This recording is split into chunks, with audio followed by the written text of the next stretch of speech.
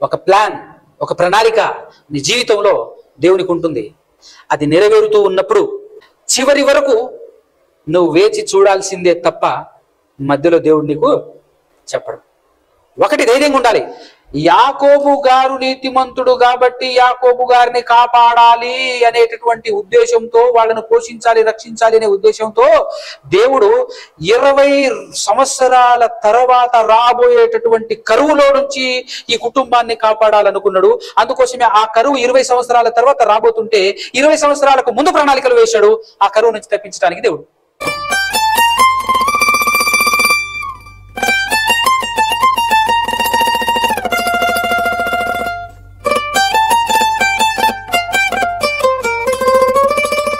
సర్వోన్నతుడు, సర్వాధికారి, మనందరి కన్న తండ్రి అయినటువంటి ఆ ఏకైక దేవదేవునికి, ఆయన కుమారుడు, ఈ లోక రక్షకుడు, మనుషులందరి కొరకు ఈ లోకానికి వచ్చి తన ప్రాణం పెట్టినటువంటి యేసుక్రీస్తు ప్రభుల వారి ద్వారా పరిశుద్ధాత్మ సహాయముతో స్తుతి స్తోత్రాలు కృతజ్ఞతాస్తుతులు చెల్లించుచున్నాను. అదేవిధంగా ఆయన మాటలు విని వినబడినటువంటి మాటలను హృదయంలో పదిలపరుచుకుని వాటి ప్రకారంగా బ్రతకాలి అనే ఆశ, ఆలోచన కలిగి వచ్చి కూర్చున్నటువంటి మీ అందరికీ కూడా క్రీస్తు పేరటనే నాకు శుభములు, వందనాలు తెలియజేస్తూ ఉన్నాను. జాగ్రత్తగా మనం విందాం. పోయిన ఆదివారం మనం ఏం నేర్చుకున్నాం? మీరేం నేర్చుకున్నారు?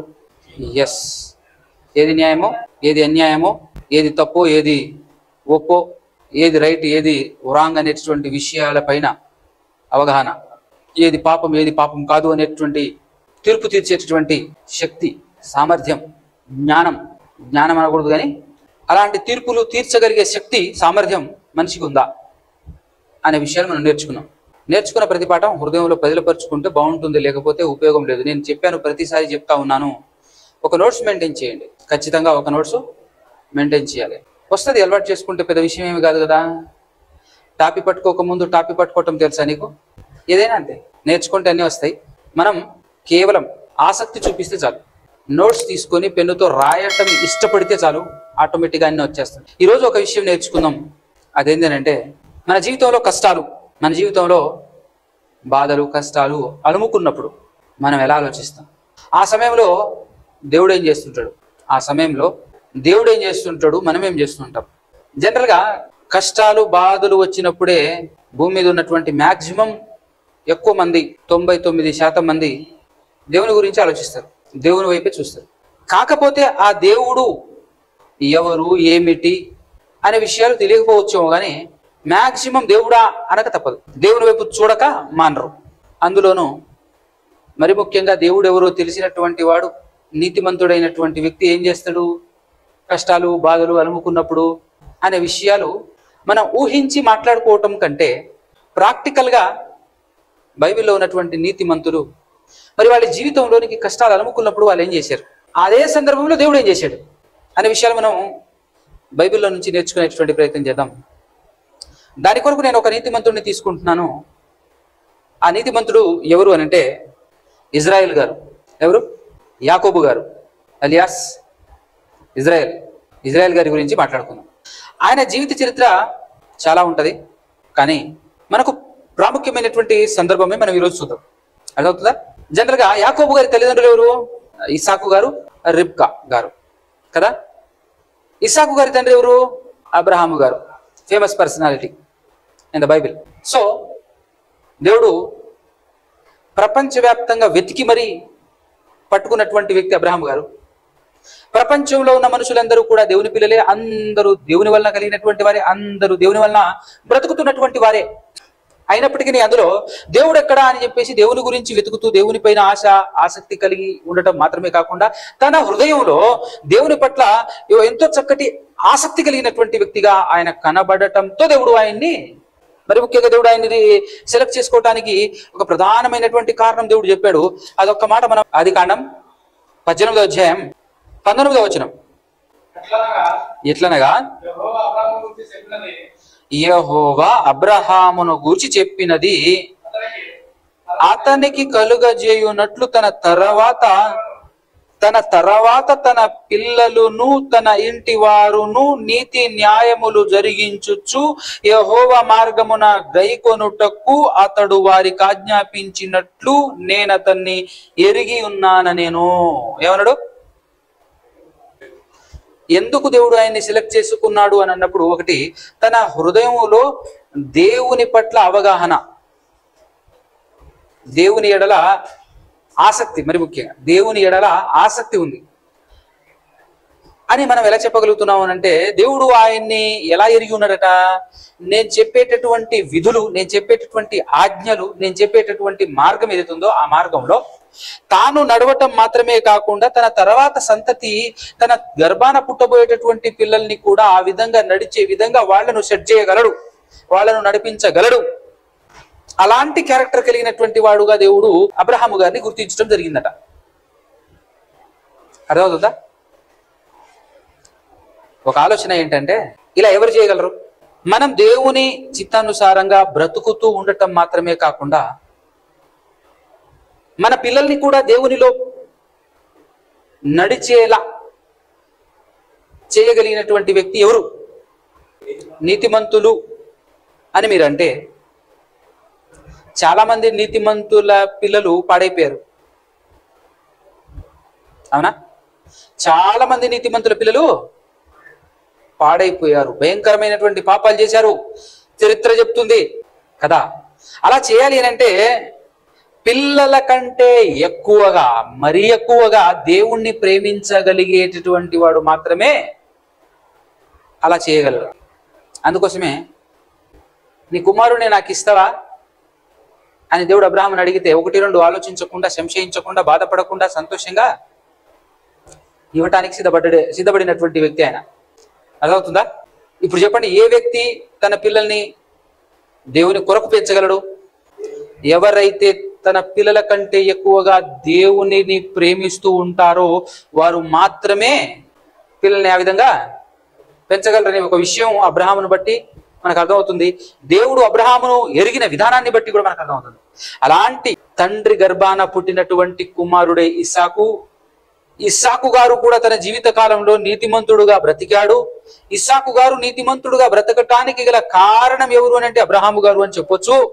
ఆ నీతిమంతుడుగా బ్రతకటానికి కారణం అబ్రహాము మాత్రమే కాకుండా ఈయన ఇస్సాకు గారి కుమారుడు అయినటువంటి యాకోబు గారు నీతిమంతుడుగా బ్రతకటానికి కూడా కారకుడు ఎవరు అని చెప్పొచ్చు, ఇప్పుడు అబ్రహాం అని చెప్పొచ్చు. అలా ఇస్సాకు గారి గర్భాన ఇస్సాకు గారు 40వ ఏట పెళ్లి చేసుకుంటాడు రిబ్కా గారిని. పెళ్లి చేసుకున్న తర్వాత 20 సంవత్సరాలు పిల్లలు లేకుండా గొడ్రాలుగా తిరుగుతూ ఉంటది రిబ్కమ్మ గారు. తర్వాత ఇస్సాకు గారు దేవుణ్ణి మొరపెట్టినప్పుడు ఎటేటం కవలలు పుడతారు యాకోబు ఏశావులు ఇరువురు కవలలు పుడతారు రిబ్కమ్మ గారి గర్భాన. దేవుడు పుట్టక ముందే చెప్పేస్తాడు ఏమని? చిన్నవాడు పెద్దవాడు చిన్నవానికి దాసుడైతాడు అనే విషయం చెప్పినట్టుగానే జరుగుతుంది. ఇద్దరు పుట్టి పెరిగి కాస్త పెద్దవారైన తర్వాత ఇరువురు ఒక స్థాయి వచ్చేసిన తర్వాత పెద్దవాడుగా ముందు పుట్టినటువంటి ఏశావు గారు వేటాడటంలో ప్రవీణుడయ్యాడు. వేటాడి తన జీవితాన్ని గడిపే విధానంలోనికి ఆయన వెళ్తే యాకోబు గారు మాత్రం ఇంట్లోనే ఉండి సాధువుగానే పెరిగాడు. ఒకానొక సమయంలో మరి కేవలం తిండి కొరకు ఏశావు గారు తన జ్యేష్ఠత్వాన్ని అమ్మేయటం జరుగుతుంది. అది కూడా ఒక రకమైనటువంటి వింత విచిత్రం ఏంటి అని అంటే, వేటకెళ్తాడు, ఆ రోజు వేట జరగలేదు, ఖాళీ చేతులతో రిటర్న్ వస్తాడు, ఆకలి బాగేస్తుంటుంది. ఆ సమయంలో ఇంటికి రాగానే తమ్ముడు చక్కటి భోజనం సిద్ధపరుస్తూ ఉంటాడు, రెడీ చేస్తూ ఉంటాడు. అది చూసి ఆకలితో ఉన్నటువంటి ఏశావు గారికి నోరూరింది. జనరల్గా మనం మాట్లాడితే అన్నదమ్ములే కదా, ఇంట్లోనే ఉన్నారు కదా, నాకు తిండి పెట్టు అని అంటే పెడతాడు. లేదంటే ఇంటికాడ అమ్మ కూడా ఉంటుంది కదా, అమ్మ నాకు ఆకలి అవుతుంది అని చెప్పేసి అంటే అమ్మ పెడుతుంది, పెట్టకుండా ఉంటుందా? కానీ తమ్ముడు వంట చేస్తున్న దగ్గరికి వెళ్ళటం, నాకు ఆహారం పెడతావా అని అడగటం, మరి నేను వండుతున్నటువంటి ఆహారం నీకు పెడతాను కానీ నీ జ్యేష్ఠత్వం నాకు ఇస్తావా అని చెప్పేసి నేను అడగటం, అదేమైనా వస్తువా ఇవ్వటానికి? అదేమైనా వస్తువా అడగటానికి? కానీ యాకోబు గారి మనసు దేని మీద ఉంది? ఒక్క క్షణం నేను ముందు పుట్టలే. ఇద్దరు ఒకరి తర్వాత ఒకరే పుట్టారు, గ్యాప్ లేకుండా పుట్టారు. మళ్ళా ఏశావు గారు ముందు బయటికి వస్తే తల్లి గర్భంలో నుంచి, ఆ తర్వాత నేను వచ్చినా అని అనుకోకూడదు అని చెప్పేసి ఏశావు గారి మడిమ కాళ్ళ దగ్గర మడిమ పట్టుకొని బయటకు వచ్చాడు, గ్యాప్ లేకుండా వరుసగా. అయినా కూడా ముందు వచ్చాడు కాబట్టి పెద్దోడయ్యాడు ఆయన. కానీ జ్యేష్ఠత్వపు హక్కు మీద ఆశపడుతున్నాడు యాకోబు గారు. సమయం దొరికింది, అడుగుతున్నాడు నాకు ఇవ్వని. నేను ఆకలితో చచ్చే పోతున్నాను, ఆ జ్యేష్ఠత్వాన్ని నేనేమన్నా కూర వండుకొని తినేదా, అద్దెనికి పనికి వస్తుంది అని అంత ఈజీగా తీసుకో అనేసాడు. అక్కడ ప్రాక్టికల్గా ఇచ్చింది లేదు, చేసింది లేదు, కానీ తీసుకో అనేసాడు. అట్ట కుదరదు, ప్రమాణం చేయి అంటాడు. ప్రమాణమే చేసేస్తాడు. అప్పుడు దేవుడే షిఫ్ట్ చేసేస్తాడు, జ్యేష్ఠత్వాన్ని షిఫ్ట్ చేసేస్తాడు. ఇక్కడ కూడా ఒక విషయం నేర్చుకోవచ్చు మనం. ఇచ్చిపుచ్చుకోలేనటువంటి విషయాలలో కూడా కొన్ని విషయాలు మనం గట్టిగా మాట్లాడేసుకుంటుంటాం. అక్కడ వస్తువే ఉండదు, కానీ ఇస్తాం మనం. నువ్వు కూడా, నేను కూడా, ఇక్కడ ఉన్నటువంటి ఇద్దరు కూడా మనం వస్తు రూపంలో కాకుండా మాట రూపంలో ఇచ్చినటువంటిది ఏంటిది అని అంటే, పెళ్లి చేసుకునేటప్పుడు మన భార్యతో మనం మాట ఇస్తాం. ఆ మాట ప్రకారంగా మనం బ్రతుకుతున్నామా? అక్కడ దేవుడు ఖచ్చితంగా ఆమెనంటాడు, ఎస్ అలా జరుగునుగాక అంటాడు. అలాగే భార్య కూడా భర్తకు మాటిస్తుంది, జీవితాంతం చచ్చేంత వరకు నీకు తోడుగా ఉంటా, చావు తప్ప మనల్ని ఏది విడిదీయదు. బాధ అయినా, కష్టమైన, రోగమైన, వ్యాధి ఎందును, బాధ ఎందును, సకల ఉపద్రవముల ఎందును నీకు నేను లోబడి జీవించదా అని ఆవిడంటది. నేను ప్రేమించి జీవించదా అని చెప్పేసి పురుషుడు అంటాడు. అక్కడ ఏం జరిగిందంటే, అక్కడ ఇచ్చిపుచ్చుకున్నారు. ఇక్కడ ఎలాగైతే జరిగిందో అక్కడ అలాగే జరిగింది. ఇక్కడ వస్తు రూపంలో కాకుండా మాట రూపంలో ఇచ్చిపుచ్చుకుంటేనే దాన్ని కన్ఫర్మ్ చేశాడు దేవుడు. మరి మన విషయంలో కన్ఫర్మ్ చేయడంటారా? కదా, అది నమ్మి భయభక్తులు కలిగి మనం ఇచ్చిన మాట విషయంలో కట్టుబడి బ్రతకాల్సినటువంటి వారం మనం. ఓకే, ఇలా జ్యేష్ఠత్వాన్ని పొందుకుంటాడు యాకోబు గారు, ఇజ్రాయేల్ గారు. పొందుకున్న వెంటనే పరిస్థితి ఏమైంది అని అంటే, అక్కడి నుంచి ఆయన పారిపోవాల్సిన పరిస్థితి. చాలా జాగ్రత్తగానే పకడ్బందీ ప్లాన్తోనే తల్లి పంపించేస్తుంది. ఎందుకంటే అప్పటికి, అంటే దాని తర్వాత జరిగినటువంటి విషయం, ఈ జ్యేష్ఠత్వపు హక్కు అమ్ముకున్న తర్వాత, ఆయన తీసుకున్న తర్వాత కొన్నాళ్లకు, ఎన్నాళ్లకు అనేది పర్టికులర్గా రాయబడలేదు, కానీ కొన్నాళ్లకు జరిగినటువంటి విషయం ఏంటంటే, తండ్రి యాక్చువల్గా వీరిరువురు తండ్రికి ఏ వయసులో పుట్టారో తెలుసా? 60 ఏట పుడతారు.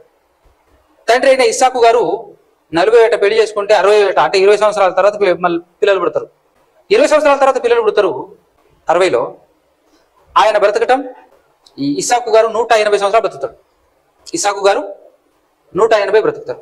ఈయన వృద్ధాప్యం అని అంటే ఇప్పుడు నన్ను అడిగితే దగ్గర 140-150 సంవత్సరాల వయసులో అనొచ్చా?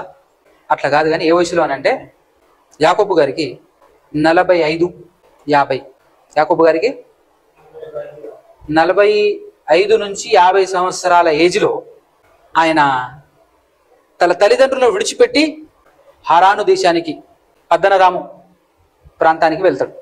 ఎందుకలా 40 నుంచి 45, 45 నుంచి 50 ఆ మధ్య కాలంలో అనేటటువంటి మాట నేను ఎందుకు ఆ వయసును ఎలా కోడ్ చేయగలుగుతున్నాను అని అంటే, ఏశావు గారు ఈయన ఇరువురు సేమ్ ఏజ్ కదా, 1 డేలోనే పుట్టారు కదా. అయితే ఏశావు గారు 40వ ఏట వివాహం చేసుకుంటాడు.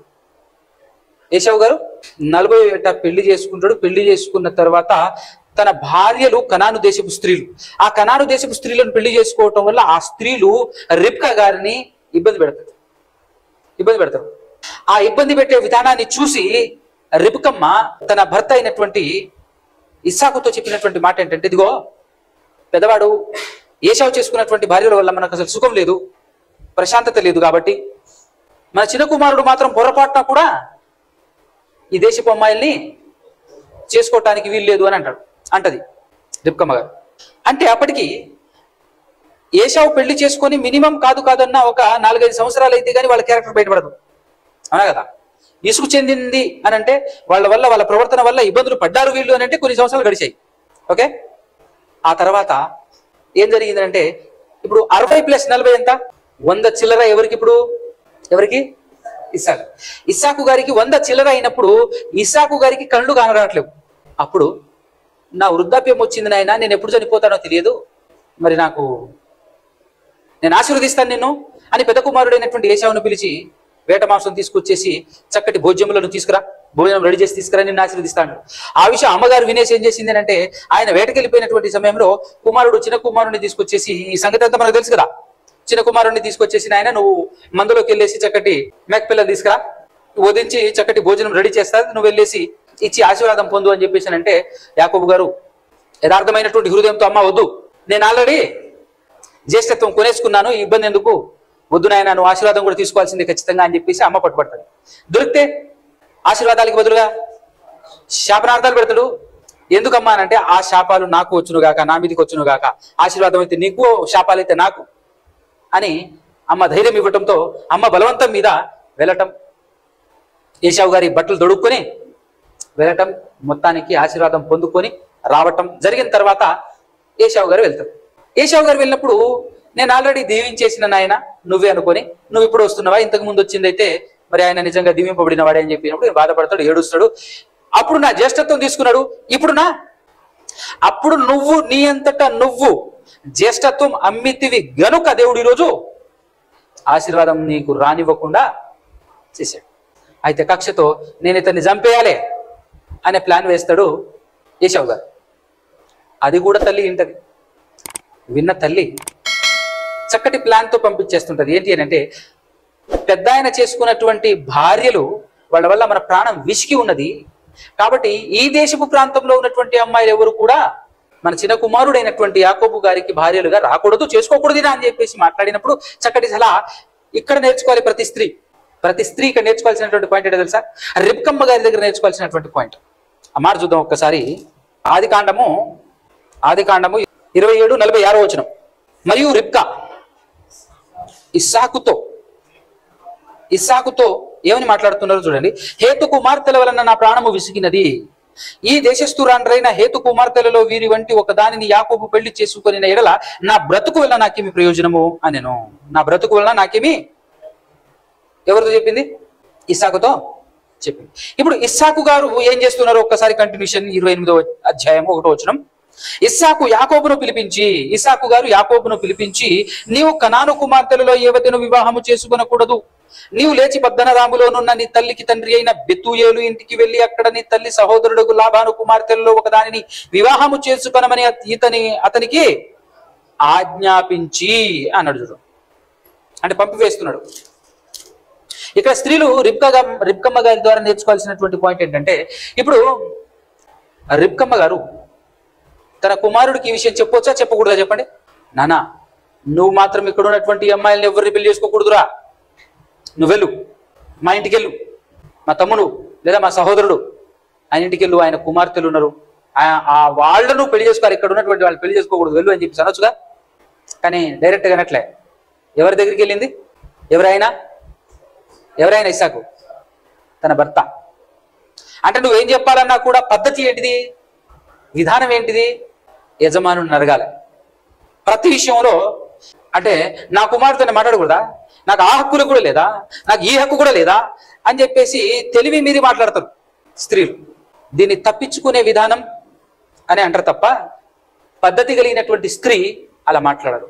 పద్ధతి కలిగినటువంటి స్త్రీ కాబట్టే ఈవిడ ఫస్ట్ ఎవరిని అడుగుతుంది? నేను చెప్పకూడదు, నువ్వే చెప్పాలి అని ఇస్సాకు గారితో అన్నది. ఇస్సాకు గారు యాకోబు తన కుమారుని పిలిపించి చెప్పేసరికి సరే నాయన అని వెళ్ళిపోతాడు. వెళ్ళిపోయి 20 సంవత్సరాలు ఉంటాడు అక్కడ. పద్దనరాములో యాకోబు గారు 20 సంవత్సరాలు, 7 సంవత్సరాలు కొలువు చేసి, ఎవరి కోసం కొలువు చేస్తారు? 7 సంవత్సరాలు రాహేలు కోసం కొలువు చేస్తారు. కానీ అక్కడ ఉన్నటువంటి లాభాను తన మామగారు ఏం చేశాడంటే, లే అని కట్టబెడతాడు. ఇదేంది మామ, నేను చేసింది 7 సంవత్సరాలు రాహేలు కోసం కదా అని అంటే, ఆయన చాలా చమత్కారంగా ఏమంటాడంటే, పెద్దదాన్ని అలానే ఉంచేసి చిన్నదానికి పెళ్లి చేయటం మా దేశ మర్యాద కాదు అంటాడు. మన దేశంలో కూడా అది జరుగుతుంది ఇప్పుడు, అవునా కదా? పెద్దది పెళ్లి చేసుకుంటేనే చిన్నదానికి పెళ్లి, ముందుగానే చిన్నది పెళ్లి చేసుకుంటే అస్సలు ఓర్వరు, కరెక్ట్ కాదు, ఒప్పుకోరు. లాభాన్ని కూడా అదే పద్ధతిలో నేను పెద్దదాన్ని చేశాను. మరి ఇప్పుడు నన్నేం చేయమంటారంటే, ఇప్పుడు మళ్ళా 7 సంవత్సరాలు రాహేలు కోసమే చెయ్యి అంటే, ఒక్క రాహేలు కోసం 14 సంవత్సరాలు చేశాడు ఆయన, అంతే కదా? కానీ వారం రోజుల్లోనే ఇద్దరిని పెళ్లి చేసి, ఫస్ట్ పెళ్లి చేశాడు, లేయానిచ్చాడు, ఆ తర్వాత వారం రోజుల తర్వాత మళ్ళా రాహేల్ని ఇచ్చేసాడు పెళ్లి చేసేసాడు. కానీ పెళ్లి చేసుకున్న తర్వాత 7 సంవత్సరాలు కొలువు చేశాడు. ఏడేడు ఎంత? 14 తర్వాత ప్లస్ సంపాదన కోసం అని చెప్పేసి 6 సంవత్సరాలు కొలువు చేస్తాడు. టోటల్ ఎంత? 20 సంవత్సరాలు. ఇప్పుడు 20 సంవత్సరాలు అని అంటే ఇస్సాకు గారి వయసు ఎంత?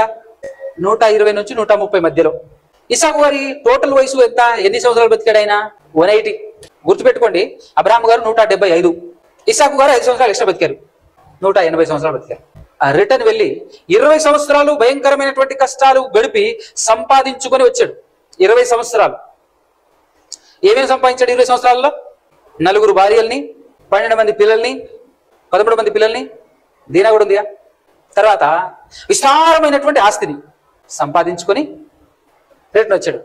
వచ్చిన తర్వాత చాలా జరిగినాయి ఆయన జీవితంలో. కానీ మనం నేర్చుకోవాలనుకుంటున్నటువంటి పాయింట్ ఒకటి ప్రధానమైనటువంటిది. యాకోబు గారు ఎప్పుడైతే తన తండ్రి ఇంటి నుంచి లాభాను అంటే పద్దనరాముకు బయలుదేరిపోయేటప్పుడు మధ్యలో దేవుడు ఆయనకు ప్రత్యక్షమయ్యాడు అనే విషయం గుర్తుందా? బేతేలు ప్రాంతంలో గుర్తుందా? 28వ అధ్యాయంలో ఆది కాండంలో ప్రత్యక్షమై ఏం చెప్తాడు? ఒక రాయిని తలగడగా పెట్టుకొని చీకటైనప్పుడు ప్రయాణంలో రేపు పొద్దున కొనసాగించవచ్చు అని చెప్పేసి పడుకుంటే అక్కడ దేవుడు కళ రూపంలో కళ ద్వారా ఆయనకు చెప్పినటువంటి మ్యాటర్ ఏంటంటే 28వ అధ్యాయం 13వ వచనంలో, మరి యెహోవా దానికి పైగా నిలిచి, నేను నీ తండ్రి అయిన అబ్రహాము దేవుడను ఇస్సాకు దేవుడనైన యెహోవాను, నీవు పండుకొని ఉన్న ఈ భూమిని నీకును నీ సంతానమునకును ఇచ్చేదను, నీ సంతానము భూమి మీద లెక్కకు ఇసుక రేణువుల వలెనవును, నీవు పడమటి తట్టును తూర్పు తట్టును ఉత్తరపు తట్టును దక్షిణ తట్టును వ్యాపించదవు, భూమి యొక్క వంశంలో నీవు నీ మూలముగా నీ సంతాన మూలముగాను ఆశీర్వదింపబడును అని చెప్పాడండి. అంతే మాత్రమే కాకుండా 15వ వచనంలో మంచి మాట అన్నాడు, ఇదిగో నేను నీకు తోడై ఉండి నీవు వెళ్ళు ప్రతి స్థలమందు నిన్ను కాపాడుచు ఈ దేశమునకు నిన్ను మరలా రప్పించదను. చూసారా, నీకు తోడుగా ఉంటానన్నాడు. అలాగే వెళ్ళాడు. 14 సంవత్సరాలు కొలువు చేశాడు. తర్వాత మళ్ళీ 6 సంవత్సరాలు కొలువు చేశాడు. 20 సంవత్సరాలు గడిచిన తర్వాత దేవుడు మళ్ళీ ప్రత్యక్షమయ్యాడు. దేవుడు మళ్ళీ ప్రత్యక్షమై ఏం మాట్లాడుతున్నాడు? ఏమని మాట్లాడారు? ఇదిగో నిజాలు బయలుదేరు, ఇక్కడి నుంచి లాభాని యుద్ధ నుంచి పద్దనరాములో నుంచి బయలుదేరి నీ సొంత గ్రామానికి వెళ్ళు అని చెప్పేసి అన్నప్పుడు, నువ్వు పుట్టిన దేశానికి వెళ్ళు అని అన్నప్పుడు దేవుడు కనబడి చెప్పాడు వెళ్ళు అని అన్నప్పుడు లాభానుకు కూడా చెప్పుకుంటూ బయలుదేరుతాడు. జనరల్గా దేవుడు ఏం చెప్పాడు? దేవుడు బయలుదేరమని చెప్పాడు. బయలుదేరమని చెప్పినప్పుడు చెప్పెళ్ళాలిగా, యాకోబుతో లాభానితో చెప్పెళ్ళాలిగా మామూలు. కానీ చెప్పకుండా బయలుదేరాడు.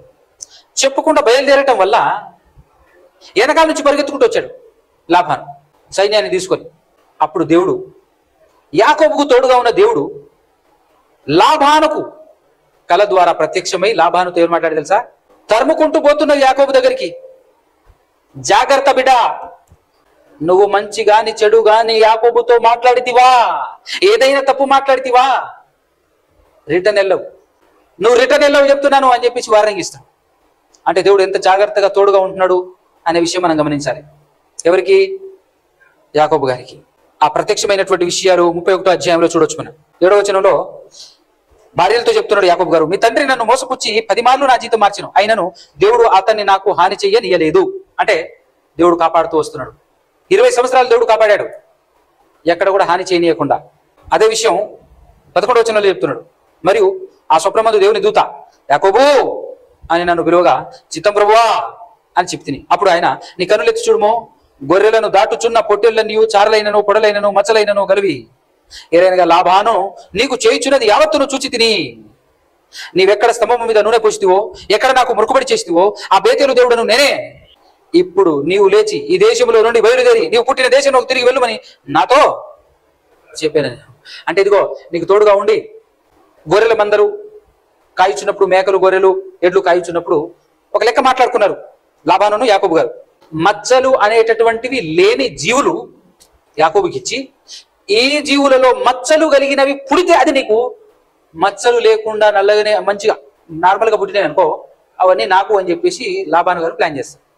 ఇప్పుడు మచ్చలే లేనటువంటి జీవులు ఇచ్చేసి మచ్చలు కలివి పుడితే నీకు అని అంటే మచ్చలు కలివి పుడతాయా? పుట్టవు కదా.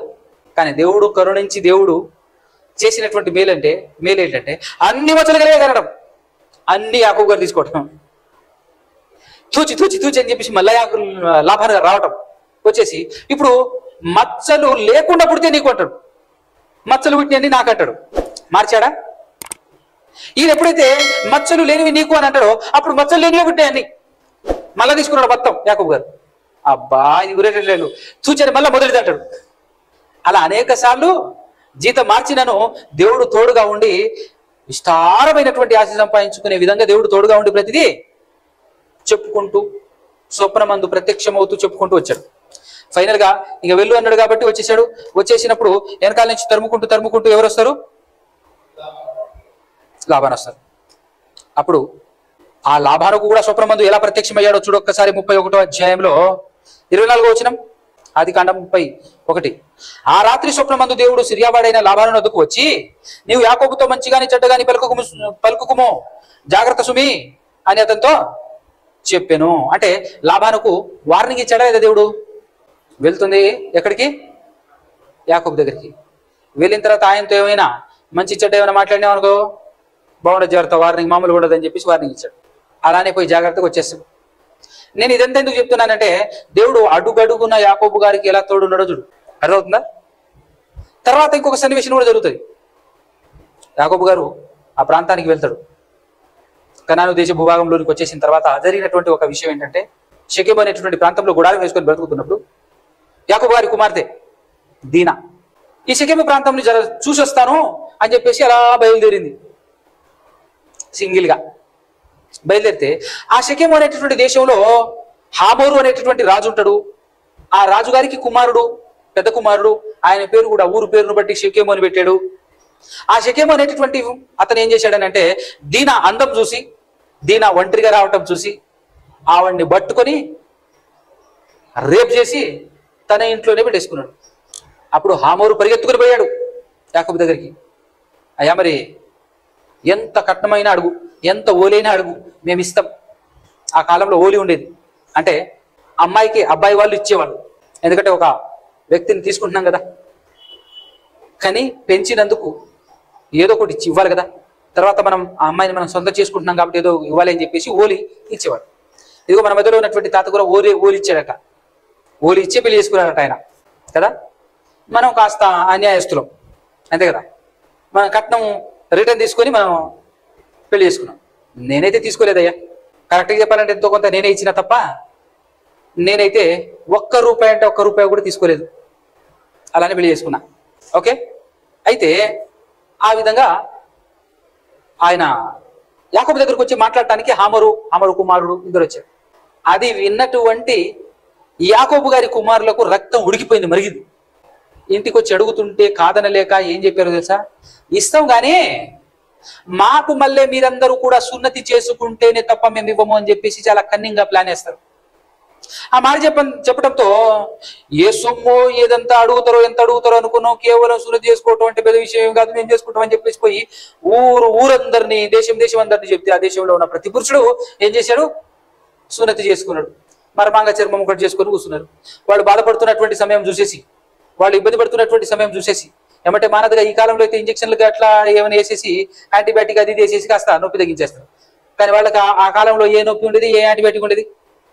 నొప్పితో బాధపడుతున్నటువంటి సమయం చూసేసి యాకోబు గారి రెండో కుమారుడు, యాకోబు గారి మూడవ కుమారుడు, రెండవ కుమారుడు సిమియోను, మూడవ కుమారుడు లేయ గారి ఇద్దరు కుమారుడు కత్తి తీసుకొని వెళ్ళి ఆ దేశంలో ఉన్న పురుషులందరినీ నరికేసి ఆ షెకెమును హామోరును వాళ్ళను కూడా నరికేసి వాళ్ళ ఇంట్లో ఉన్నటువంటి తన చెల్లెల్ని తీసుకొని వచ్చేస్తారు. అంత మాత్రమే కాకుండా ఆ దేశంలో ఉన్నటువంటి సంపద మొత్తం దోచుకొచ్చేస్తారు. ఇంకా సంపద బీభత్సం అయిపోతుంది. అలా వచ్చి అక్కడి నుంచి మరొక ప్రాంతానికి బయలుదేరి వెళుతున్నప్పుడు దేవుడు మళ్ళా ప్రత్యక్షమై యాకోబుతో ఏమంటాడు తెలుసా? బయలుదేరు, నీకే ఇబ్బంది లేదు, నీకే ఢోకా లేదని చెప్పేసి దేవుని భయం అంటే దేవుడు ఆ చుట్టుపక్కల ఉన్నటువంటి వాళ్ళందరినీ భయపెట్టేస్తారు. కాబట్టి దేవుని భయం వల్ల ఎవరు కూడా వీళ్ళని తరవటానికి రాదు. లేకపోతే యాకోబు గారు చాలా భయపడతారు. వామ్మో, మీరు నన్ను పుత్రహీనునిగా చేసేస్తున్నారు, మీరు చేసినటువంటి పని ఏమైనా ఉందా, ఏమైనా బాగుందా, వాళ్ళందరూ కలిసి వస్తే మనం బతుకుతామా, ఏంద్ర ఇట్లాంటి పని చేశారు మీరు అని చెప్పేసి షిమ్యోను గారిని, లేవి గారిని గద్దిస్తాడు యాకోబు గారు. కానీ వెనకాల వాళ్ళందరూ కట్టకట్టి రాకుండా కాపాడింది ఎవరు? అది అడుగడుగునా కాపాడుకుంటూ వస్తున్నాడు అనే విషయం చెప్పడం కోసమే ఇదంతా చెప్తున్నాను. తన జీవితంలో అడుగడుగునా దేవుడు కాపాడుకుంటూ విషయం చెప్పుకుంటూ ఏదైనా జరిగితే చెప్పుకుంటూ వస్తున్నాడా లేదా? అవునా కదా? 35వ అధ్యాయం ఆదికాండం. దేవుడు యాకోబుతో ఏం చెప్తున్నాడు? నీవు లేచి బేతేలునకు వెళ్ళి అక్కడ నివసించి నీ సహోదరుడైన ఏశావు ఎదుట నుండి నీవు పారిపోయినప్పుడు నీకు కనబడిన దేవునికి అక్కడ బలిపీఠం కట్టమని చెప్పగా అక్కడి నుంచి బయలుదేరాడు. 35వ అధ్యాయం 7వ వచనం చూడండి. అతడు తన సహోదరుని ఎదుటి నుండి పారిపోయినప్పుడు దేవుడు అక్కడ అతనికి ప్రత్యక్షమాయను గనుక అక్కడ బలిపీఠమును కట్టి ఆ చోటికి ఎల్ బేతేలు అని పేరు పెట్టిరి. 5వ వచనంలో చెప్తున్నాడు చూడు. వారు ప్రయాణమైపోయినప్పుడు దేవుని భయము వారి చుట్టూనున్న పట్టణముల మీద ఉండెను గనుక వారు యాకోబు కుమారులను తరమలేదు. లేకపోతే ఏం జరిగేది? అంటే దేవుని భయము వాళ్ళకి ఎట్లా వచ్చింది? దేవుడు భయపెట్టుడు ద్వారానే వచ్చింది కదా. అంటే దేవుడు అడుగడుగున ఆదుకుంటూ కాపాడుకుంటూ ముందుకు సాగుతున్నాడు కదా. ఇంత జరిగింది. అడుగడుగున దేవుడు కాపాడుకుంటూ వస్తున్నాడు. అలా అలా బేతేలు దగ్గరికి వెళ్ళిన తర్వాత అక్కడి నుంచి ఒక సంఘటన జరుగుతుంది. యాకోబు గారి జీవితంలో ఒక విషాదం చోటు చేసుకుంటుంది. భయంకరమైన విషాదం చోటు చేసుకుంటుంది. ఏంటిది ఆ విషాదం అని అంటే, తన పిల్లలు గొర్రెలు గాయటానికి గొర్రెల మందకి వెళ్ళారు. తన దగ్గర చిన్న కుమారుడు ఉన్నాడు. ఎవరు ఆ చిన్న కుమారుడు? యోసేపు. యోసేపుతో పాటు బిన్యామీను కూడా ఉన్నాడు అనుకోండి. యోసేపు వయసు అప్పుడు ఎంత తెలుసా? 17 సంవత్సరాల ఏజ్లో ఉన్నప్పుడు యోసేపును పిలిచి, నాన్న భోజనం తీసుకొని అన్నయ్యల దగ్గరికి వెళ్ళు, వాళ్ళు ఎట్లున్నారో ఏమో కబురు తీసుకురా, దాంతోపాటు వీళ్ళకి భోజనం ఇచ్చిరా అని చెప్పేసి పంపిస్తారు. కానీ అన్నదమ్ములు ఏం చేశారు? ఆయన్ని అమ్మేసి ఆయన అంగి తీసి ఒక గొర్రె పిల్లను ఒక మేక పిల్లను వధించి దాని రక్తంతో ఈ అంగిని తడిపి ఆ అంగి పట్టుకొని వచ్చారు యాకోబు గారి దగ్గరికి. ఇదిగో ఈ అంగి మాకు దొరికింది, నీ కుమారుడుందో కాదో ఒకసారి చెక్ చేసుకో. నాకేం డౌట్ వచ్చిందని అంటే, మరి ఈయన టిఫిన్ బాక్సులు పట్టుకెళ్ళాడు కదా, అర్థమవుతుందా? ఎవరు? యోసేపు గారు వాళ్ళ కోసం భోజనం తీసుకెళ్ళాడా? తీసుకెళ్ళినప్పుడు ఆ భోజనం తీసుకెళ్ళినటువంటి ఆ బాక్సులు ఆ సామాన్లు ఉంటాయి కదా, అవి వీళ్ళు రిటర్న్ తీసుకొచ్చినాలే కదా. రిటర్న్ తీసుకొచ్చారు, అంగి చూపిస్తున్నారు. మరి ఇది ఎట్లా దొరికిందిరా మీకు? ఎక్కడో చోట అంగి దొరికింది, మరి ఈ భోజనం సంబంధించినటువంటి సామాగ్రి ఎక్కడ దొరికింది మీకు అంటే, భోజనం మీరు తిన్నరా? తిన్నారు అంటే భోజనం మీకు అందింది. అందిన తర్వాతనే చిల్చబడిందా? మేబీ అట్లనే అనుకున్నాలే. లేదా నేను ఇంకొక ఆలోచన ఏం చేశానంటే, ఆ కాలంలో అంటే నేను నా చిన్నతనంలో కూడా నేను 10-12 సంవత్సరాలు వయసు ఉన్నప్పుడు పశువులు మేపటానికి నేను పోయేవాడిని. అప్పుడు ఇంటి దగ్గర భోజనం ఎలా పెట్టించేది తెలుసా? భోజనం ఒక క్లాత్, గుడ్డ ముక్క, అందులో అన్నం, ఆ అన్నంలోనే పచ్చడో లేకపోతే ఏదైనా కూరనో పెట్టి చక్కగా మూట కట్టేసి ఆ మూట టవల్లో పెట్టి ఆ టవల్ని నడుముకు జుట్టేసుకొని పోయేవాళ్ళం. తిన్న తర్వాత ఆ గుడ్డను జేబులో వేసుకుంటే అయిపోయాయి. అంత సింప్లిసిటీ.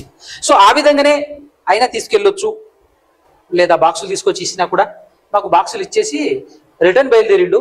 మధ్యలో మరి ఏం జరిగిందో మాకు తెలియదు, గుడ్డ అయితే ఆయన చొక్క అయితే దొరికింది అని చెప్పేసి చెప్పినారు. అప్పుడు యాకోబు గారు చాలా దుఃఖపడ్డాడట, చాలా బాధపడ్డాడట. బాధపడి ఏడ్చి చూడండి ఒకసారి 37వ అధ్యాయము ఆదికాండం 34వ వచనం. యాకోబు తన బట్టలు చింపుకొని తన నడుమున గోనె పట్ట కట్టుకొని అనేక దినములు తన కుమారుని నిమిత్తము అంగలార్చుచుండగా అతని కుమారులందరూ అతని కుమార్తెలందరూ అతనిని ఓదార్చుటకు యత్నము చేసిరి. అయితే అతడు ఓదార్పు పొందనొల్లక నేను అంగలార్చుచు మృతుల లోకమునకు నా కుమారుని యొద్దకు వెళ్ళదనని చెప్పి అతని తండ్రి అతని కోసము ఏడ్చెను. చూసారా ఎంత బాధపడ్డాడు? బట్టలు చింపుకొని మరి బాధపడ్డాడు, ఏడుస్తున్నాడు. ఎంతమంది వచ్చేసి ఓదారుస్తున్నా కూడా ఆయన ఓదార్పు పొందట్లేడట. ఇలా ఏడుస్తూనే చచ్చిపోతా, మృతుల లోకానికి వెళ్తా అని మాట్లాడుతున్నాడు. నిశ్చయముగా ఆయన చచ్చిపోయిండనే బాధపడుతున్నాడు. అలా బాధపడుతూ ఎన్ని సంవత్సరాలు గడిపాడు యాకోబు గారు? ఎన్ని సంవత్సరాలు గడిపాడు తెలుసా? ఎన్ని సంవత్సరాలు గడిపాడు? 22 సంవత్సరాలు గడిపాడు. ఎన్ని సంవత్సరాలు? 22 సంవత్సరాలు గుర్తుపెట్టుకోండి. బాధపడుతూనే ఉన్నాడు. అయ్యో నా కుమారుడు లేడు, అయ్యో నా కుమారుడు లేడు అని చెప్పేసి ఆ 22 సంవత్సరాలు ఏడుస్తూనే గడిపాడు. ఇంత బాధపడుతున్నాడు కదా. జాగ్రత్తగా ఇక్కడే మన పాఠం, దీనికోసమే మన పాఠం. ఇంత దుఃఖపడుతున్నాడు కదా, ఇంత బాధపడుతున్నాడు కదా. దేవుడు ఎందుకు ఒక్కసారి కూడా చెప్పలేదు? దేవునికి తెలుసు కదా ఆయన చావలేదని. యోసేపు చావలేదని దేవునికి తెలుసు. యోసేపు వెంట నడుస్తున్నది దేవుడు. ఆ యోసేపును ఐగుప్తుకు తీసుకువెళ్తే ఐగుప్తులో పోతిఫర్కు అమ్మేస్తే ఆ పోతిఫర్ ఇంట్లో పనిచేస్తుంటే ఆ పోతిఫర్ ఇంట్లో పనిచేస్తున్న రోజులు ఆ పోతిఫర్ని బహుగా దీవించి అభివృద్ధిలోనికి నడిపించింది దేవుడే. యోసేపు గారు వెనువెంట ఉండి ఇక్కడ నడిపిస్తున్నది దేవుడే. అలాగే తన కళ్ళ ముందు ఇక్కడ ఈయన చనిపోయాడు, ఈయన లేడు అని బాధపడుతున్నటువంటి తండ్రిని ఇటుపక్క చూస్తున్నాడు దేవుడు. ఎటే టైం ఇటుపక్క కుమారుడు చూస్తున్నాడు, ఈ కుమారుడు చచ్చిపోయాడు అని చెప్పేసి బాధపడుతున్నటువంటి తండ్రిని కూడా చూస్తున్నాడు దేవుడు. ఎందుకు ఒక మాట కూడా దేవుడు యాకోబుకు చెప్పలే? అర్థమవుతుందా? ఎప్పుడైనా ఆలోచించారు ఈ సందర్భం? ఆదికాండం 4 సార్లు చదువుకొని రమ్మని చెప్పాను. చదువుతున్నారా? చదువుతుంటే ఈ సందర్భంలో గుర్తుకు రావాలి మనకు. ఏంటిది? దేవుడు చూస్తున్నాడు పైనుంచి కదా, తన భక్తుడు బాధపడుతున్నాడు, ఏడుస్తున్నాడు కదా. అయ్యో నా కుమారుడు అని బట్టలు చెప్పుకొని మీరు బాధపడుతున్నాడు, దుఃఖపడుతున్నాడు. నీతిమంతుడే కదా యాకోబు గారు, నీతిమంతుడే కదా. నువ్వు ఆలోచించి ఒకసారి. బాధపడుతున్నాడు, ఇటుపక్క కుమారుడు కుమారుడు సేఫ్ జోన్లో ఉన్నాడు. కాబట్టి ఇటు కష్టపడుతున్నాడు కుమారుడు. కష్టపడుతున్నప్పటికీ కూడా కుమారుడికి తోడుగా ఎవరున్నారు? దేవుడున్నాడు. ప్రతి విషయంలో అడుగడుగున వెనువెంట యాకోబు వెంట ఉండి ప్రతి విషయం చెప్పుకుంటూ వస్తున్నటువంటి దేవుడు ఈ సందర్భంలో ఎందుకు చెప్పలేదు అంటారా? దీన్ని బట్టి మనం ఆలోచించుకోవాలి, మనకు అర్థం కావాలి. ఏదైనా ఉపద్రవం నీ జీవితంలోనికి వచ్చినప్పుడు, ఏదైనా భయంకరమైనటువంటి బాధలు కష్టాలు నీ జీవితాన్ని అలుముకు ఉన్నప్పుడు, అప్పుడు నీకు అర్థం కావాల్సినటువంటి పాయింట్ ఏంటో తెలుసా? ఇదంతా దేవునికి తెలుసు కదా, దీనికి సొల్యూషన్ కూడా దేవునికి తెలుసు కదా. నేను ఏ విషయం అయితే బాధపడుతున్నానో అది దేవునికి తెలుసు కదా. ఫర్ ఎగ్జాంపుల్ యాకోబు గారు ఉన్నారు. నా కుమారుడు ఎక్కడున్నా, ఏ విధంగా ఉన్నా, ఎలా ఉన్నా, ఆయన దేవుడు ఇంతలా ఆశీర్వదించి నేను ఆశీర్వదిస్తా, నేను తోడుగా ఉంటా, నీకు ఏ హాని జరిగినా కూడా నీ తోడుంటా అని చెప్పి చెప్పాడు కదా దేవుడు. మరి ఈ విషయంలో దేవుడు ఎందుకు తోడలేడు? నా కుమారుడు చనిపోతుంటే దేవుడు ఎందుకు కాపాడలేదు? నా కుమారుణ్ణి ఏదో మృగం చీల్చేస్తే నా దేవుడు ఎందుకు కాపాడలేదు అనేటటువంటి ఆలోచన యాకోబు గారికి ఎందుకు రాలేదు? తండ్రి ఏమైంది అని దేవుడిని ఎందుకు అడగలేదు? ఆయన అడగలేదు, దేవుడు చెప్పలేదు. ఇప్పుడు ఇంతకు యాకోబు గారు దేవుడిని ఎందుకు అడగలేదు? దేవుడు యాకోబు గారిని ఎందుకు చెప్పలేదు? ఆలోచన చేయండి. 22 సంవత్సరాలు తర్వాత ప్రత్యక్షమవుతాడు. 22 సంవత్సరాల తర్వాత మరలా యోసేపును చూస్తాడు. ఎవరు? యాకోబు గారు.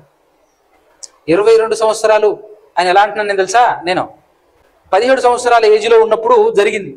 37వ అధ్యాయము 1-2 వచనాలు. 37వ అధ్యాయం 1-2 వచనాలు ఆదికాండం. యాకోబు తన తండ్రి పరదేశ వాసిగా ఉండిన కనాను దేశంలో నివసించును. యాకోబు వంశావళి ఇది. యోసేపు 17 ఏండ్ల వాడై తన సహోదరులతో కూడా మందను మేపుచుండెను. ఇదే అధ్యాయంలో ఇతను నమ్మేయటం జరుగుతుంది. అంటే 17వ సంవత్సరంలో 17 సంవత్సరాల ఏజ్ ఉన్నప్పుడు యోసేపును అమ్మేస్తే యోసేపు గారు 30 సంవత్సరాలకు రాజైతాడు. ఎన్ని సంవత్సరాలకు? 46. 41వ అధ్యాయం 46వ వచనం చూడండి. 41, 46. యోసేపు బయలుదేరి ఐగుప్తు దేశమందంతటా సంచరించెను. యోసేపు ఐగుప్తు రాజైన ఫరో ఎదుట నిలిచినప్పుడు 30 సంవత్సరముల వాడై ఉండెను. అప్పుడు యోసేపు ఫరో ఎదుట నుండి వెళ్ళి ఐగుప్తు దేశమందంతటా సంచారం చేసెను. అంటే పేరు మార్చబడి రాజుగా సెలెక్ట్ అయిన తర్వాత మాట్లాడబడుతున్నటువంటి మాట ఇది.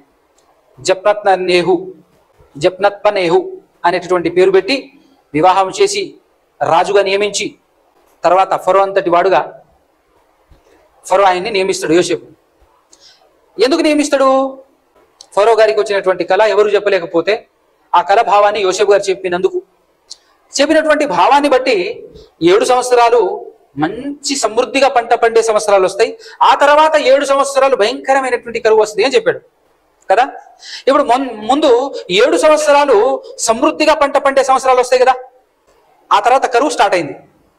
7 సంవత్సరాలు అయి కరువు స్టార్ట్ అయ్యే సమయానికి మన యోసేపు గారి ఏజ్ ఎంత చెప్పండి? దీని గురించి చెప్పి ఆలోచిస్తే ఏం వింటున్నట్టు మీరు? ఆయన రాజైంది 30కి, అప్పుడే స్టార్ట్ అయినాయి సమృద్ధిగల సంవత్సరాలు, సమృద్ధిగా పంట పట్టే సంవత్సరాలు 7 సంవత్సరాలు అంటే ఎంత? 37 కదా. అయితే 37 తర్వాత కరువు స్టార్ట్ అవ్వగానే మొదటి సంవత్సరాన ధాన్యం కొనుగోలు కోసం అని చెప్పేసి అక్కడ ఉన్నటువంటి యాకోబు గారు తన పిల్లల్ని 10 మందిని పంపిస్తాడు ఇక్కడికి. వాళ్ళు రాగానే వాళ్ళను గుర్తుపడతాడు యోసేపు గారు. చక్కటి ప్లాన్తో సిమియోను ఇక్కడ ఉంచుకొని మిగతా వాళ్ళందరినీ పంపిస్తాడు. మళ్ళీ వచ్చినప్పుడు మీ చిన్న తమ్ముడిని తీసుకురావాలి, లేకపోతే బాగుండదని చెప్పేసి పంపిస్తాడు. రెండోసారి వచ్చినప్పుడు చిన్న తమ్ముడు అయినటువంటి బెన్యామీను తీసుకొస్తాడు. ఎట్లకెళ్ళకు ఈ బెన్యామీను నా దగ్గర ఉంచుకోవాలి అనేటటువంటి ప్లాన్ వేశాడు యోసేపు గారు. తాను ఏమంటారు దాన్ని, గిన్నె, వెండి గిన్నె, తాను భోజనం చేసి వెండి గిన్నెని ఏం చేశాడు, బెన్యామీను గోనె సంచిలో వేసి పంపిస్తాడు. వాడు ఊరు దాటారో లేదో వెనకాల సైనికులు పంపిస్తారు. మీరు దొంగతనం చేశారు పలానా మా రాజుగారిది అని చెప్పేసి అంటే అంతా చెక్ చేస్తే బెన్యామీను దాంట్లో దొరుకుతుంది. అందరు రిటర్న్ వస్తారు. ఏది మీరు చేసినటువంటి పని, ఎవరైతే నా గిన్నెను దోచుకొని పోయారో వాడు నాకు దాసుడవుతాడు, ఇక్కడే ఉంటాడు అని చెప్పేసి బంధించేస్తాడు. యోసేపు తన తమ్ముడు, తన మీద ప్రేమ ఎక్కువ కాబట్టి తను నా దగ్గర ఉండాలి అని చెప్పేసి అనుకున్నాడు. కానీ యూదా గారు వచ్చేసి రిక్వెస్ట్ చేస్తాడు, ఈయనని ఇక్కడ ఉంచేసి మేము కనుక పోయామా మా తండ్రి కన్ఫర్మ్ చచ్చిపోతాడు, ఆల్రెడీ ఇప్పటికీ బాధపడుతున్నాడు, ఆయనకు ఒక కుమారుడు లేడని, ఆయన చనిపోయాడని చెప్పేసి దిగులుతో ఉన్నాడు నేటికి అని మాట్లాడినప్పుడు ఆ మాట విని తట్టుకోలేక అందరినీ బయటికి పంపించేసేసి ఎక్కెక్కి ఏడుస్తాడు యోసేపు గారు. ఎందుకంటే వాళ్ళు చెప్తున్నది ఎవరి గురించి, తన తండ్రి గురించే. తన తండ్రి ఇంకా నన్ను 20 సంవత్సరాలు దాటిన నా గురించి బాధపడుతున్నట్టు. 20 సంవత్సరాలే కదా, ఎట్లా 20? ఆయనకు 30 అంటే 30లో నుంచి 17 తీసేస్తే ఎంత, 13 సంవత్సరాలు. 13 + 7 ఎంత, 20. 20 సంవత్సరాలు అయిపోయినప్పటికీ కూడా నా గురించి బాధపడుతున్నాడు అని అంటే నా గురించి మరి చాలా 20 సంవత్సరాల తర్వాత మరి అన్నదమ్ములు చూశాడు. ముందుసారి వచ్చినప్పుడే బాధపడతాడు, ఏడుస్తాడు. రెండోసారి ఏడుస్తాడు. తర్వాత నాన్న తట్టుకోలేడు అని అన్నప్పుడు ఆ మాటకు, నాన్న చచ్చిపోతాడనే మాటకు ఈయన తట్టుకోలేక ఏం చేస్తాడు తెలుసా, రే నేను యోసేపుని రా, మీరు ఐగుప్తుకు అమ్మేసిన యోసేపు నేను అని తనను తాను ఎప్పుడు రెండోసారికి, అంటే అప్పటికి ఎన్ని సంవత్సరాల కరువు వచ్చేసింది అని అంటే ఒకసారి 45వ అధ్యాయం చూడండి, ఆదికాండం 45వ అధ్యాయము. యోసేపు తనను తాను బయలుపరుచుకొని నేను యోసేపును అని చెప్పుకున్న తర్వాత ఏం చెప్తున్నాడు, 11వ వచనం, 45వ అధ్యాయం 11వ వచనం. ఇకను 5 కరువు సంవత్సరములు వచ్చును గనుక నీకును నీ ఇంటి వారికి నీకు కలిగినదంతటికి పేదరికం రాకుండా అక్కడ నిన్ను పోషించదనన్నాడని చెప్పుడి. ఇంటికి వెళ్ళి నాన్నతో ఈ మాట చెప్పండి, ఇదిగో మీతో మాట్లాడుచున్నది నా నోరే అని మీ కన్నులను నా తమ్ముడైన బెన్యామీను కన్నులను చూచుచున్నవి. ఐగుప్తులో నాకు కలిగిన సమస్త ఘనతను మీరు చూచినది యావత్తు నా తండ్రికి తెలియజేసి త్వరగా నా తండ్రిని ఇక్కడికి తీసుకొని రండని తన సహోదరులతో చెప్పాడనమాట. ఎవరు, యోసేపు. ఇంకా 5 కరువు సంవత్సరాలు ఉన్నాయనంటే ఎన్ని సంవత్సరాలు గడిచినాయి, ఇంకా 5 ఉన్నాయి. 7లో ఇంకా 5 ఉన్నాయంటే ఎన్ని సంవత్సరాలు గడిచింది, కరువు సంవత్సరాలు 2 సంవత్సరాలు. అంటే సమృద్ధిగా పంట పండింది 7 సంవత్సరాలు, ఆల్రెడీ గడిచిన కరువు 2 సంవత్సరాలు. ఎన్ని సంవత్సరాలు టోటల్గా, ఎన్ని, 22 సంవత్సరాలు. 22 సంవత్సరాల తర్వాత కబురు అందుతుంది యాకోబు గారికి, నాన్నా మన తమ్ముడు బ్రతికే ఉన్నాడు, ఐగుప్తు దేశాన్ని ఏలుతున్నాడు అని అంటే ఎట్లుంటది ఒక్కసారి ఆలోచన చేయండి. అన్నా కదా, ఇన్ని రోజుల గ్యాప్ తర్వాత విచిత్రం ఏంటి అని అంటే కొడుకు బతికే ఉన్నాడనే కబురు పిల్లల ద్వారా తెలుసుకున్న తర్వాత దేవుడు ప్రత్యక్షమై మాట్లాడుతున్నాడు, యాకోబు ఐగుప్తుకు వెళ్ళటానికి భయపడమాకు, వెళ్ళు అంటాడు దేవుడు. ఇప్పుడు ఈయనకు డౌట్ రావాలన్నా వద్దా, ఏంది తండ్రి ఇన్ని సంవత్సరాలు బాధపడుతుంటే నాకు ఒక్క మాట చెప్పకపోతే నీకు తెలుసు కదా నాయన, నా కుమారుడు అక్కడ బతికే ఉన్నాడు, ఏకంగా రాజ్యాన్ని పరిపాలన చేస్తున్నాడు అనేటటువంటి విషయం చెప్పాలి కదా నాయన. ఇన్ని రోజులు బాధపడ్డ తర్వాత ఈ రోజు ఆయన బతికే ఉన్నాడనే కబురు నా దగ్గరికి నా కుమారుల ద్వారా వచ్చిన తర్వాత వెళ్ళటానికి భయపడుతున్నావు, ఐగుప్తుకి వెళ్ళడానికి భయపడమాకు, నువ్వు వెళ్ళు. అర్థమవుతుందా? అంటే ఒక ప్లాన్, ఒక ప్రణాళిక నీ జీవితంలో దేవునికి ఉంటుంది. అది నెరవేరుతూ ఉన్నప్పుడు చివరి వరకు నువ్వు వేచి చూడాల్సిందే తప్ప మధ్యలో దేవుడు నీకు చెప్పడు. ఒకటి ధైర్యంగా ఉండాలి. ఇక్కడ యాకోబు గారు బాధపడ్డారు, కానీ యాకోబు గారి కంటే మించిన యాకోబు గారి కంటే గొప్పవాడు, యాకోబు గారి కంటే గొప్ప విశ్వాసం కలిగినటువంటి వ్యక్తి అబ్రహాము గారు. యాకోబు గారి తాత మన భాషలో, వాళ్ళ భాషలో యాకోబు గారి తండ్రియే, పితరుడు అబ్రహాము గారు కదా. అబ్రహాము గారు మాత్రం అస్సలు భయపడలేదు, బాధపడలేదు. ఎప్పుడు నీ కుమారుడు నాకు బలిగా ఇవ్వు అని అన్నప్పుడు ఎందుకు బాధపడలేదు, ఎందుకు భయపడలేదు తెలుసా మీకు? చెప్పండి ఒక మాట. ఎందుకంటే దేవుని మీద నమ్మకం ఎంత గొప్పగా ఉండాలో తెలుసా? మనమందరం కూడా అబ్రహాము అడుగు జాడలో నడవాలి. అబ్రహాము యొక్క విశ్వాసం ఏదైతుందో ఆ విశ్వాసం యొక్క అడుగు జాడలో నడవాల్సినటువంటి వారము క్రైస్తవులమైనటువంటి మనం కూడా. పదే పదే పదే పదే పదే పదే పదే పదే వందల సార్లు, చాలా సార్లు దేవుడు అబ్రహాముతో చెప్పినటువంటి మాట ఏంటో తెలుసా? నీకు పిల్లల్ని ఇస్తా, నీకు పిల్లల్ని ఇస్తా, పుట్టక ముందు నీకు పిల్లల్ని ఇస్తా, నీకు పిల్లల్ని ఇస్తా, నీకు పిల్లల్ని ఇస్తా. నీకు ఎంతమందిని ఇస్తా? ఆకాశ నక్షత్రాలను చూడన్నాడు, ఇసుక రేణువుల్ని చూడన్నాడు, ఎవరైనా లెక్క పెడతారా వాటిని అన్నాడు.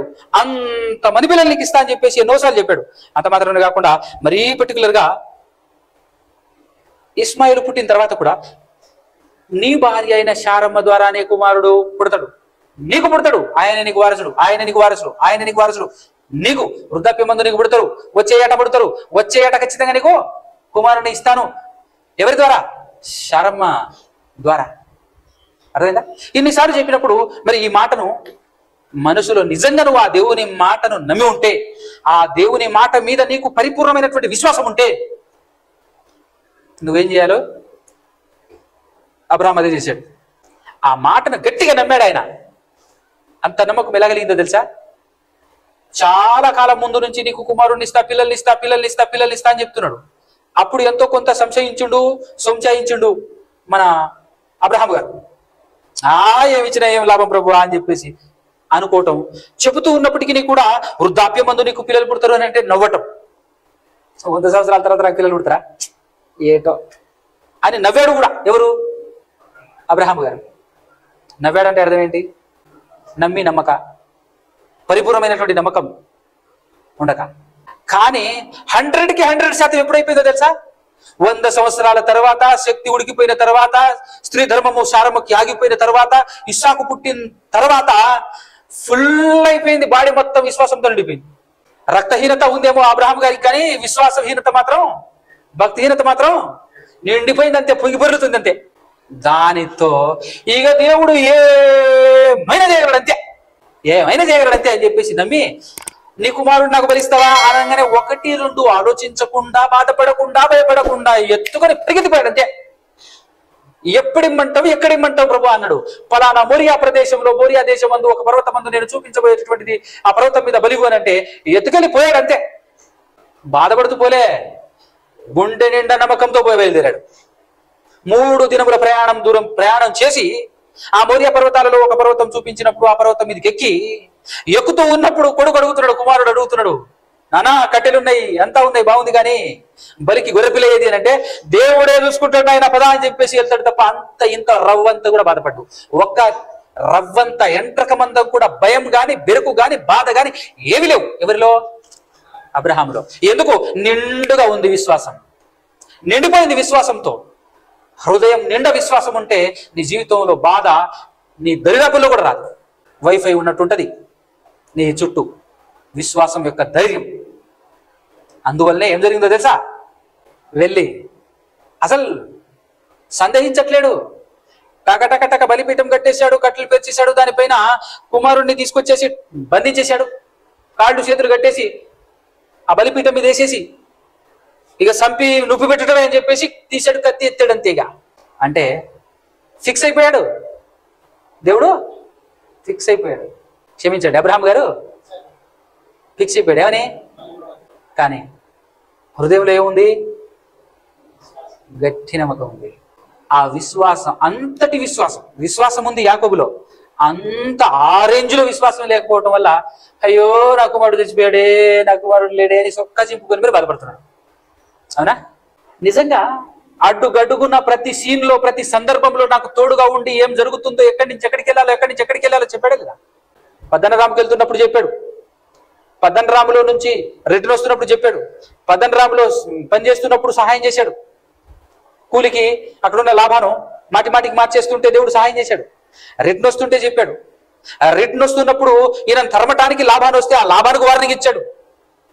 అలా మరలా వచ్చేసి కోపంతో ఊగిపోయి పిల్లలిద్దరూ ఆ షెకెము అనేటటువంటి దేశంలో ఉన్నటువంటి ప్రజలందరినీ చంపేసి వాళ్ళ ఆస్తి అంతా దోసుకొని వచ్చేస్తే అక్కడ ధైర్యపరిచాడు. ఇక్కడి నుంచి బయలుదేరి బేతేలుకి వెళ్ళమని చెప్పారు. వెళ్తుంటే వెనకాల ఎవరు తరమకుండా అని చెప్పేసి చుట్టుపక్కల వాళ్ళందరినీ భయపెట్టాడు దేవుడు కదా. అంత మాత్రమే కాకుండా రిటర్న్ వస్తున్నప్పుడు పద్దనరాము నుంచి రిటర్న్ వస్తున్నప్పుడు దూతలు పంపించి పెనుగులాడాడు, పేరు మార్చాడు. అక్కడ కూడా కాస్త భయపడుతూ 400 మందితో నీ సహోదరుడు నీకు ఎదుర్కోవటానికి వస్తున్నాడు ఏశావు బాబు అని చెప్పేసి అన్నప్పుడు భయపడతాడు. వచ్చి చంపేస్తాడేమో చంపుతాడేమో అని చెప్పేసి అయ్యా అని చెప్పేసి అక్కడ ప్రార్థన చేస్తాం మనం చూస్తాం. అక్కడ యాకోబు గారు ప్రార్థన చేస్తాడేమని, తండ్రి ఆయన్ని సమాధానపరచు, ఆయన కోపంతో వస్తున్నాడు, ఆయన నన్ను చంపేస్తా అంటేనే నేను పారిపోయినా, అదే కోపంతో ఉన్నాడేమో, వచ్చి నా మీద పడి నన్ను చంపేస్తాడేమో అని చెప్పేసి మందల్ని భాగాలుగా విభజించేస్తాడు. ముందు గిఫ్ట్ గా కొన్ని మందలు ఆయన కోసం అని చెప్పేసి ముందు పంపిస్తాడు. దేవునికి ప్రార్థన చేస్తాడు, సమాధానపరచడానికి దేవుడు సహాయం చేస్తాడు. దేవుడు సహాయం చేసి ఏం చేస్తాడు తెలుసా? ఏశావు గారు వచ్చేసి కొట్టకుండా తిట్టకుండా వచ్చి కౌగిలించుకొని సనాల కనపడ్డవరా నువ్వు అని చెప్పేసి వలవల ఏడుస్తాడు. అన్న డబ్బుల ఎఫెక్షన్ అది చూసి ఈయన కూడా ఏడుస్తాడు, బాధపడతాడు. ఆహా ఇంతే చాలు అనుకుని దేవుని కృతజ్ఞతలు చెప్పాడు. మరి ప్రమాదం వచ్చింది అని అన్నప్పుడు దేవుణ్ణి అడుగడుగున నువ్వు అడుగుతూ వస్తున్నావు, దేవుడు నీకు ప్రతి విషయంలో చెబుతూ వస్తూ ఉన్నప్పుడు కుమారుడు ఎప్పుడైతే లేడు అనే కబురు, ఆయన చనిపోయాడు, ఆయన అంగి అని పిల్లలు చూపించారో అప్పుడు అయ్యా తండ్రి అని చెప్పేసి ఎందుకు మొరబెట్టినా. 20 సంవత్సరాలు బ్లాంక్ డేస్ లానే గడిచినాయి. 22 సంవత్సరాలు ఎవరికి? యాకోబు గారికి. ఆ 20 సంవత్సరాలు అంధకారంలో గడిపినట్టే గడిపాడు. దేవునితో కాంటాక్ట్ లేదు. ఉండుంటే దేవుడు చెప్పేవాడుగా ఏం బాధపడకని, అవునా కదా. కానీ ఆ సమయంలో దేవుడు యోసేపు గారికి తోడుగా ఉండి నడిపిస్తున్నాడు, ఇటు ఇతన్ని చూస్తున్నాడు, అవునా కదా. ఇప్పుడు మనం కూడా ఎలా ఉండాలి? మన జీవితంలో కష్టాలు బాధలు అలుముకున్నప్పుడు మనం ఎలా ఉండాలి? అందుకోసమే క్రైస్తవులందరికీ చూపబడిన మార్గం మాదిరి ఒక్కటి చదివించి నేను పాఠం ముగించేస్తాను. ఇంతలా బాధపడాల్సిన అవసరం లేదు. మన జీవితం చిన్నది. ఈ జీవితంలో ఏదొచ్చినా శాశ్వతం కాదు. ప్రతిదీ కష్టం వచ్చినా, బాధ వచ్చినా, సుఖం వచ్చినా అది శాశ్వతంగా ఉండిపోదు అనే విషయం తెలిస్తే ఎప్పుడు మారకుండా పరిస్థితులకు అతీతంగా బ్రతకగలిగేటటువంటి వాడే నిజ క్రైస్తవుడు. అలా బ్రతకాలంటే ఈ చరిత్ర నీకు తెలియాలి, దేవుని హృదయం నీకు తెలియాలి, దేవుని మనసు మనకు అర్థం కావాలి. దాని కొరకు రోమీలకు రాసినటువంటి పత్రిక 4వ అధ్యాయం 9వ వచనం నుంచి చూడండి. 4వ అధ్యాయం 9వ వచనం. ఏ ధన్యవచనము సున్నతి గల వారిని గూర్చి చెప్పబడినదా, సున్నతి లేని వారిని గూర్చి కూడా చెప్పబడినదా? అబ్రహాము యొక్క విశ్వాసం అతనికి నీతి అని ఎంచబడిననుచున్నాము కదా. మంచిది. అది ఏ స్థితి యందు ఎంచబడెను? సున్నతి కలిగి ఉండినప్పుడా, సున్నతి లేనప్పుడా? సున్నతి కలిగి ఉండినప్పుడు కాదు, సున్నతి లేనప్పుడే. మరియు సున్నతి లేని వారైనను నమ్మిన వారందరికీ అతడు తండ్రి అగుట వలన వారికి నీతి ఆరోపించుటకై అతడు సున్నతి పొందక మునుపు తనకు కలిగిన విశ్వాసము వలన నైనా నీతికి ముద్రగా సున్నతి అను గుర్తు పొందాను. మరియు సున్నతి గల వారికి నీ తండ్రి అగుటకు అనగా సున్నతి మాత్రము పొందిన వారు గాక మన తండ్రి అయిన, ఇది వినండి, మన తండ్రి అయిన అబ్రహాము సున్నతి పొందక మునుపు అతనికి కలిగిన విశ్వాసము యొక్క అడుగుజాడలను బట్టి నడుచుకొనిన వారికి తండ్రి అగుటకు అతడు ఆ గురుతో పొందెను. ఇప్పుడు మనందరికీ మాదిరి ఎవరు? ఆయనకున్న విశ్వాసం. ఆ విశ్వాసం యొక్క అడుగుజాడలందు నడవాల్సినటువంటి వారు ఎవరు? మనమందరం. ఆయన విశ్వాసం ఎంత గొప్పదో చూసారా? ఇప్పుడు విశ్వాసం ఎంత గొప్పదో చూసారా? ఆ విశ్వాసం పరిపూర్ణంగా ఉంటే, గుండె నిండా ఉంటే, అసలు కరెక్ట్ గా ఆలోచిస్తే ఈ ప్రపంచంలో అన్నింటికంటే మించినటువంటి బాధ ఏదో తెలిసి చెప్పండి. తన కొడుకు చనిపోయాడు అని వినటమే. తన చావు కంటే భయంకరమైనటువంటి బాధ అది. తన కొడుకు ప్రమాదంలో ఇరుక్కున్నాడు అన్నప్పుడు, తన కుమారుడు ప్రమాదంలో చనిపోయాడు అని అన్నప్పుడు భయంకరమైన బాధ కదా. ఇంకా బాధాకరమైంది అంటే తన కళ్ళ ముందే తన కుమారుడు చనిపోతుంటే అది వర్ణనాతీతం అని చెప్పాలి. అంత ప్రేమ. దేవుడు ఇస్సాకు గురించి ఎవరు మాట్లాడతాడు? నీవు ప్రేమించు ఇస్సాకు అంటాడు. అంటాడా 22వ అధ్యాయం ఆదికాండంలో? నీకు ఒక్కడే ఉన్న నీ కుమారుడు, నీవు ప్రేమించు ఇస్సాకును తీసుకొని రా అని చెప్పేసి అంటాడు. అంటే ఇస్సాకును ప్రేమిస్తున్నాడా లేదా? యాకోబు గారు, అబ్రహాం గారు ప్రేమిస్తున్నాడు కదా. మనం మన పిల్లల్ని ప్రేమించే దానికంటే ఎక్కువ ప్రేమిస్తున్నాడు. అయినప్పటికీ కూడా, ఇంత ప్రేమించినప్పటికీ కూడా ఒక రవ్వంతా కూడా ఆయన బాధపడలేదే. ప్రమాదం జరగటం కాదు, ఆయన చావటం కాదు, ఆయనను చంపటానికే సిద్ధమవుతున్నాడు ఈయన. ఎంత ప్రేమించినటువంటి వ్యక్తి. ఆయనను ప్రమాదంలో నెడుతున్నదే తండ్రి, అయినా కూడా ఇతనికి బాధ లేదు, ఇబ్బంది లేదు, దుఃఖం లేదు. How it is possible? ఇంత ప్రమాదం, ఇంత భయంకరమైనటువంటి కార్యాన్ని మన చేతులతో చేయగలమా? మన వల్ల అవుతుందా? మన వల్ల పడాలి అంటే మన దగ్గర ఏముండాలి అప్పుడు?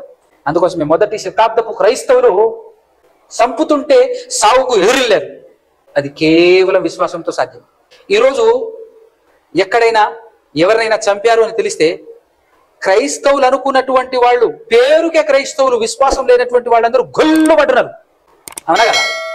ర్యాలీలు, రాస్తారోకోలు, ధర్నాలు చేస్తున్నారు. భయం లేకపోతే అది చేయరు. భయం ఉండబడి చేస్తున్నారు. గజ్జు నడుపుతున్నారు, భయపడుతున్నారు. ఎందుకంత భయం? విశ్వాసం లేదు. అసలు వాళ్ళు విశ్వాసులే కాదు. ఎవరో ఒకరిని చంపారు అని అంటే మిగతా వాళ్ళందరూ భయపడుతున్నారు. భయపడి ఏం చేయాలో చేస్తున్నారు. భయపడి ఇంకొకసారి ఈ విధంగా నన్ను చంపకూడదు, ఇంకెవరిని చంపకూడదు అని అంటే ఏం చేయాలి? మనం ధర్నాలు చేయాలి, రాస్తారోకోలు చేయాలి, ర్యాలీలు తీయాలి అని చేస్తున్నారంటే ఎవరు వీళ్ళందరూ? అందరూ భయస్థులే. అందరూ కూడా భయపడుతున్నారు. అంటే అందరూ భయపడుతున్నారంటే అర్థం ఏంటి? ఒక్కడికి కూడా లేదు విశ్వాసం. ఏ ఒక్కడికి కూడా లేదు విశ్వాసం.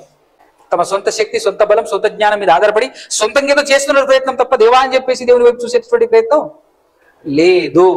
ఈ పాఠం విన్న తర్వాత మనం కూడా ప్రయత్నం చేయాలి మారటానికి. ప్రతి విషయంలో దేవుడు జ్ఞాపకం ఉండాలి. కొన్నిసార్లు ప్రమాదం జరిగితే దేవుడు మర్చిపోతాం. ఏదో జరిగింది, ఏదో నీ సొంత ప్రయత్నం చేస్తూ ఉంటావు. నీ సొంత ప్రయత్నాల మీద ఆధారపడి ముందుకు వెళ్తూ ఉంటావు. తప్పు.